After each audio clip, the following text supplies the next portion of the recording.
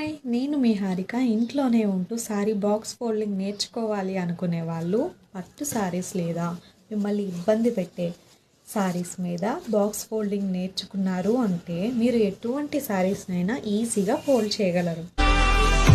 எதிலும் முகம் வந்து எனது கவனம் தடுமாறும், அதிலும் கூட சுகமாக ஓரமீது காண்கிறேன்.